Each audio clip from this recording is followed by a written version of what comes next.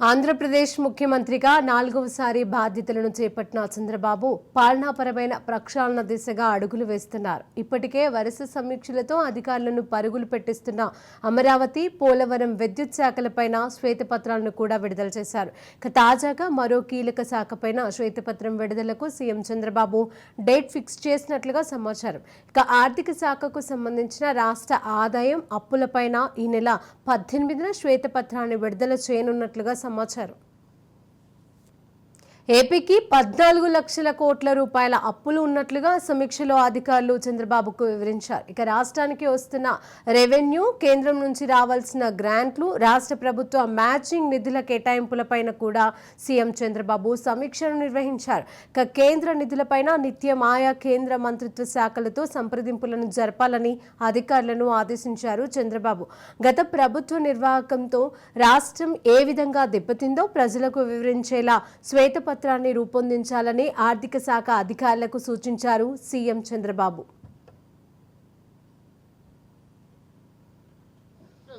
చంద్రబాబు నాయుడు విడుదల చేసిన శ్వేతపత్రాలకు సంబంధించి మరొకసారి చర్చాంశనీయంగా మారిన పరిస్థితి కనిపిస్తుంది. ఇప్పటివరకు కూడా చంద్రబాబు నాయుడు ముఖ్యమంత్రి అయిన తర్వాత, తను అధికారం చేపట్టిన తర్వాత రాష్ట్రంలో గత ప్రభుత్వానికి సంబంధించినటువంటి పలు కీలక అంశాలకు సంబంధించి కొన్ని ప్రాజెక్టులకు సంబంధించినటువంటి శ్వేతపత్రాన్ని విడుదల చేయడం జరిగింది. అందులో ప్రధానంగా మనం చూసినట్లయితే పోలవరం పరిశీలన తర్వాత, నిపుణులతో సంప్రదింపుల తర్వాత పోలవరానికి సంబంధించినటువంటి విధి విధానాలని మరొకసారి రూపకల్పన చేసే విధంగా పూర్తి స్థాయిలో శ్వేతపత్రాన్ని రిలీజ్ చేశారు. రెండోసారి అమరావతి పూర్తి స్థాయిలో అంటే గత ప్రభుత్వం 2014 నుంచి 19 వరకు కూడా పూర్తి స్థాయిలో అమరావతికి సంబంధించినటువంటి నిర్మాణం ఎలా చేపట్టారు, అక్కడ నిర్మాణాలు అంటే ఏ వర్గాల ప్రజలకి అందుబాటులో ఉండే విధంగా నిర్మాణాలు చేపట్టారు, అంతేకాకుండా వరల్డ్ క్లాస్ సిటీకి సంబంధించినటువంటి ఏదైతే రాజధాని అమరావతి అని చెప్పారో దానికి సంబంధించినటువంటి మాస్టర్ ప్లాన్తో సహా పూర్తి స్థాయిలో అక్కడ ఏ నిర్మాణాలు చేపట్టాము ఏంటి అనే దాని మీద కూడా రెండోసారి అమరావతి పరిశీలన, రెండోసారి ముఖ్యమంత్రి అయిన తర్వాత పరిశీలన చేసిన తర్వాత శ్వేతపత్రం రిలీజ్ చేశారు. మూడోసారిగా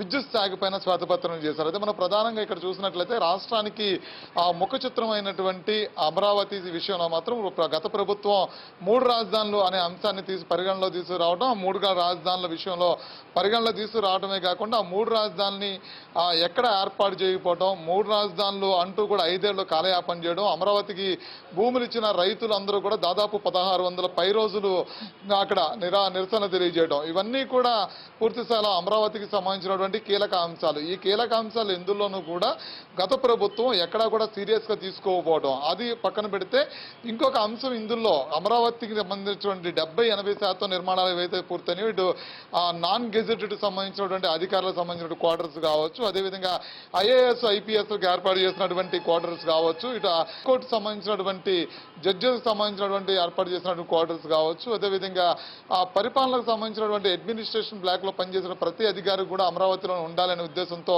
ఏర్పాటు చేసినటువంటి ఎమ్మెల్సీ ఎమ్మెల్యే క్వార్టర్స్ కావచ్చు, ఇవన్నీ కూడా అప్పటికే 70-80% పూర్తయ్యాయి. వీటికి సంబంధించినటువంటి మిగిలినటువంటి పనులు ఎక్కడైతే ఎన్నికల 2019 మరొకసారి ప్రభుత్వం మారిందో అక్కడితో పూర్తి స్థాయిలో పనులన్నీ కూడా అక్కడితో నిలిచిపోవడం జరిగింది. అయితే అక్కడి నుంచి మరొకసారి 2019 నుంచి పూర్తి స్థాయిలో అక్కడ ఇటువంటి వర్క్ జరగకపోవడం, రాజధానికి సంబంధించినటువంటి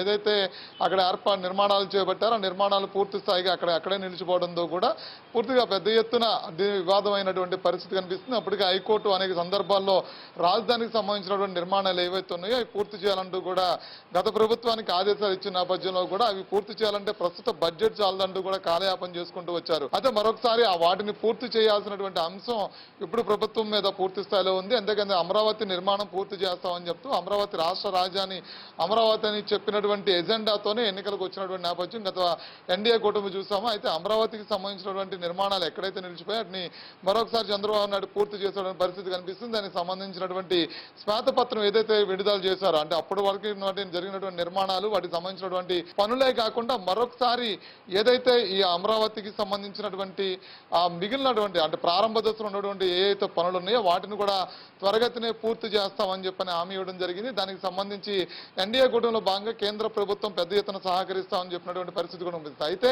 శ్వేతపత్రాలకు సంబంధించినటువంటి ఏదైతే అంశం ఉందో అది చాలా స్పష్టమైనటువంటి ఆ అంశంతో ప్రజల మధ్యలోకి చంద్రబాబు నాయుడు వెళ్తున్నారని చెప్పని కూడా చెప్పుకోవచ్చు. ఎందుకంటే చంద్రబాబు నాయుడు పరిపాలన మరొకసారి మొదలుపెట్టిన తర్వాత ఆయన ట్రేడ్ మార్క్ పరిపాలన ఎలా ఉంటుంది, అడ్మినిస్ట్రేషన్లో ఎలా పనిచేస్తున్నాం ఏంటనే అంశాన్ని ప్రజలకి అర్థమయ్యే రీతిలోనే చెప్తూ వెళ్తున్నారని మరొకసారి చెప్పుకోవచ్చు. అందులో భాగంగానే పూర్తి స్థాయిలో ఆయన ఒకసారి శ్వేతపత్రాలు విడుదల చేస్తున్నటువంటి పరిస్థితి కనిపిస్తుంది. అయితే ఇంకొక అంటే రేపు 18వ తారీఖున కూడా పూర్తి స్థాయిలో ఆర్థిక సంక్షోభానికి సంబంధించినటువంటి శ్వేతపత్రాన్ని కూడా విడుదల చేయబోతున్నారు. ఇప్పటివరకు 4వ శ్వేతపత్రానికి సిద్ధమవుతున్నటువంటి ప్రభుత్వం ప్రస్తుతం పూర్తి స్థాయిలో తాము పనులు చేపట్టినటువంటి ఏదైతే అమరావతి నిర్మాణం ఉందో అది త్వరగతినే పూర్తి చేసే విధంగా కూడా శ్వేతపత్రం ద్వారా ప్రజలకి క్లారిటీ ఇచ్చిన నేపథ్యం కూడా కనిపిస్తుంది.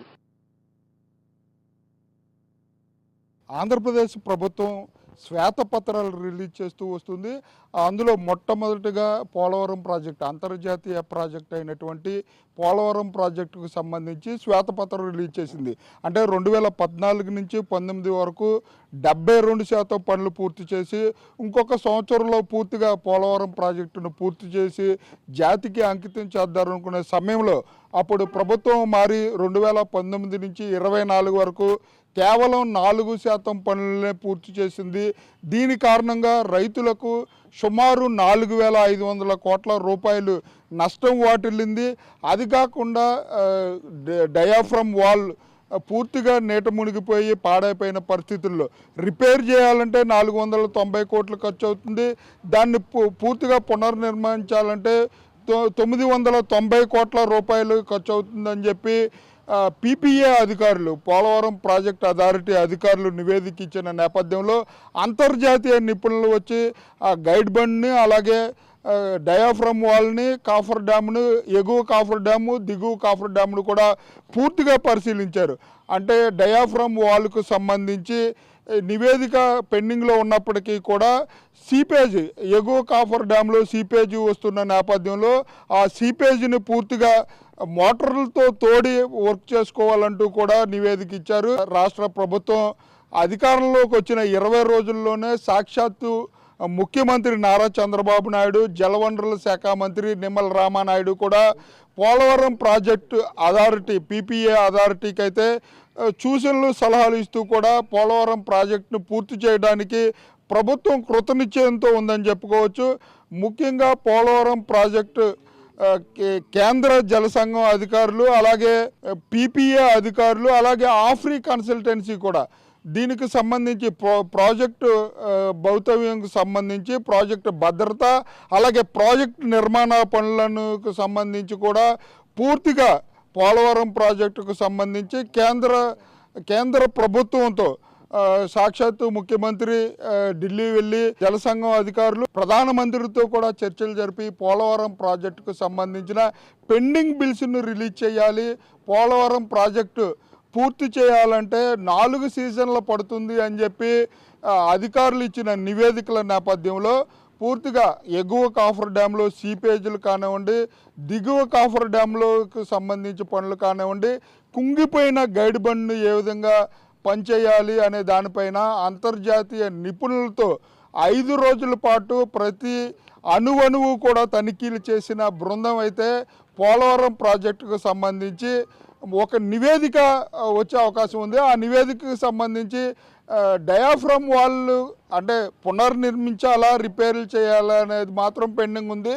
ఈ నేపథ్యంలో ఎగువ కాఫర్ డ్యాంలో వస్తున్న సీపేజీలను అరికట్టాలంటే మోటార్లతో తోడి పనుల్ని పూర్తి చేయాలంటూ కూడా అధికారులు నివేదిక ఇచ్చిన నేపథ్యంలో సాక్షాత్తు ఆంధ్రప్రదేశ్ రాష్ట్ర ముఖ్యమంత్రి దీనిపై కృతనిశ్చయంతో పోలవరం ప్రాజెక్టును పూర్తి చేసి రైట్ మెయిన్ కెనాల్ ద్వారా కృష్ణాకి నీళ్లు మళ్లించడానికి కూడా అధికారులు ఏ విధమైన చర్యలు తీసుకోవాలి అనే దానిపైన ఇప్పటికే పీపీఏకి అయితే ఇప్పటికే ఒక స్పష్టమైన ఆదేశాలు ఇవ్వడానికి ఆంధ్రప్రదేశ్ ముఖ్యమంత్రి కృతనిశ్చయంతో ఉన్నారని చెప్పుకోవచ్చు. దీనిపైన శ్వేతపత్రం రిలీజ్ చేయడానికి కారణం అంటే మా గవర్నమెంట్లో 72% పనులు పూర్తి చేస్తే 2019 నుంచి 24 వరకు కేవలం 4% పనులే పూర్తి చేసి పోలవరాన్ని పూర్తిగా భ్రష్టు పట్టించారంటూ కూడా తీవ్ర ఆవేదన వ్యక్తం చేసిన పరిస్థితులు అయితే ఉన్నాయి.